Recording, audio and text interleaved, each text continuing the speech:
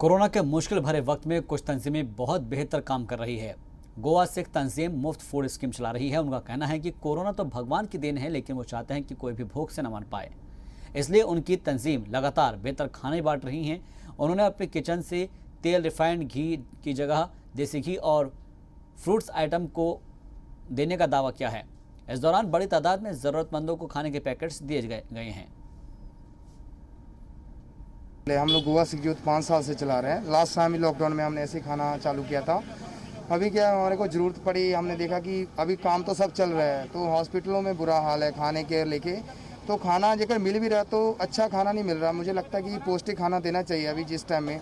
तो हम लोगों ने अभी ये प्रथा चलाई है कि रिफाइंड बंद कर दिया, प्योर देसी घी में बना के लेके आते हैं। जूस फ्रूट के साथ में ये प्रथा चालू किया कि लोगों को न्यूट्रिश फूड दिया जाए। हमारा यही है।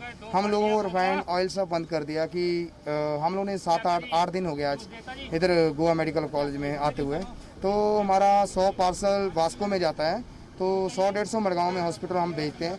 किचन हमारा एक ही है। हम गुरुद्वारे से बाहर किचन लिया कि लोगों को, हम लोग इधर जीएमसी में काम करते, लोगों को ये ना बोले कि हम लोग लगे पड़े अभी। जिसको हम लोग ये चाहते हैं कोरोना से आदमी भूख से नहीं मरना चाहिए। कोरोना से वो तो भगवान के ऊपर है। कोरोना के हम चाहते हैं, हमारा यही मोटो कि पानी खाना पीना किसी की कमी नहीं होनी चाहिए।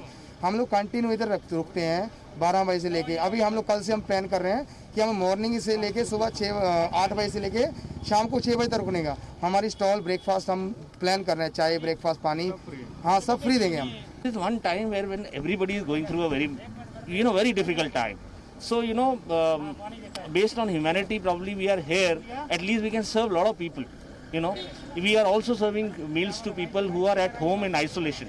We go there wherever we get an inquiry, and we are there, and we give them support. And that is the best we can do, and we don't discriminate. We say yes, everything is free for everyone. Yeah. No, for everyone. Anyone is welcome. Whatever we have, we will give it to just anyone. Let it be the people making a road here, or the ambulance guys, or anywhere. And we start in the morning at 7 when we start cooking.